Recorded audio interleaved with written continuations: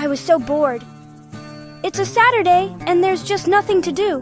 My friends are all busy, and Mom's cleaning the house. She said, go outside and get some fresh air. Max found himself wandering down the street towards the old park. The park was overgrown and forgotten. Weeds sprouted from cracks in the pavement. The swings on the swing set creaked in the breeze, even though no one was on them. Max liked the park's quiet, forgotten feel. It felt like a secret place hidden from the rest of the world.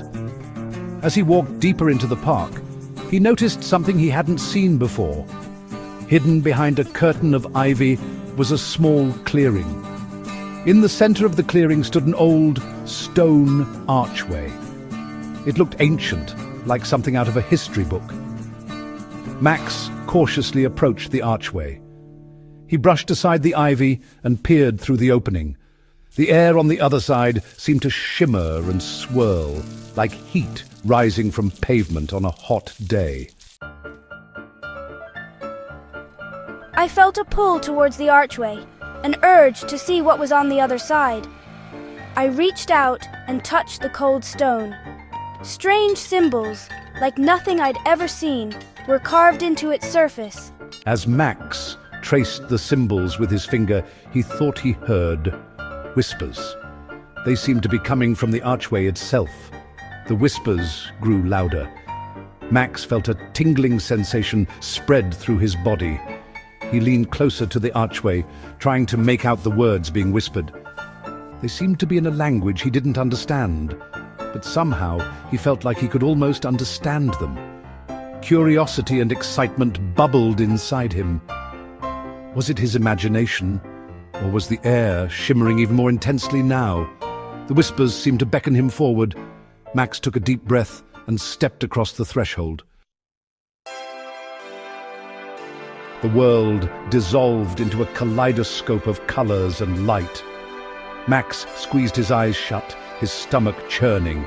He felt like he was on a roller coaster, spinning and turning upside down. Then, just as suddenly as it began, the feeling stopped. Max opened his eyes. He gasped.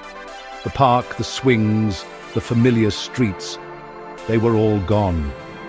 He stood in a meadow, bathed in the golden light of a setting sun.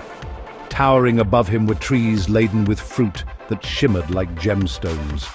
The air hummed with a strange energy, and the scent of 1,000 flowers filled his nostrils.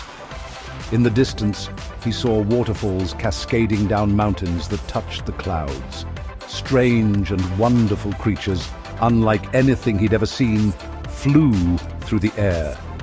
Birds with wings of stained glass soared overhead, and fish with scales that sparkled like diamonds leaped from the surface of a crystal-clear lake.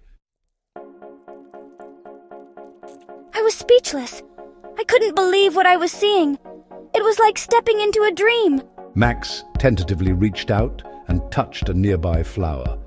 Its petals felt like velvet, and its fragrance was intoxicating. He started walking, eager to explore this wondrous new world.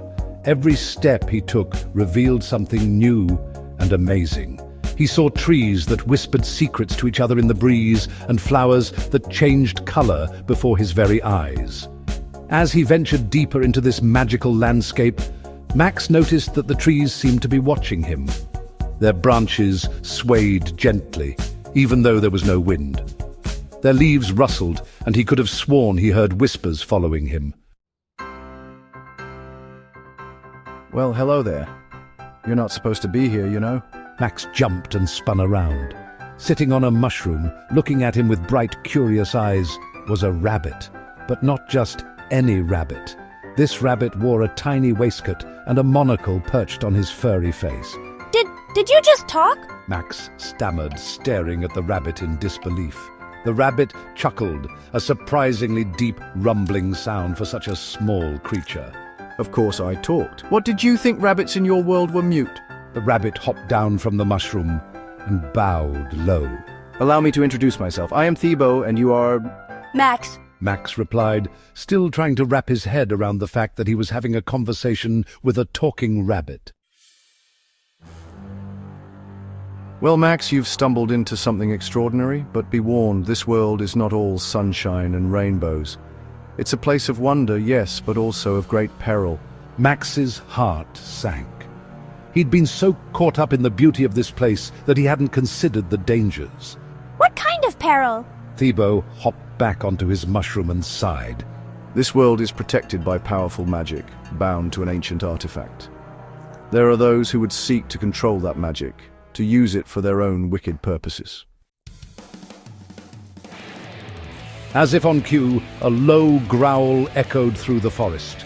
The air grew cold, and the previously cheerful chirping of birds ceased. Max felt a shiver run down his spine. What was that? Thibaut's ears twitched. Speak of the devil, shadow hunters.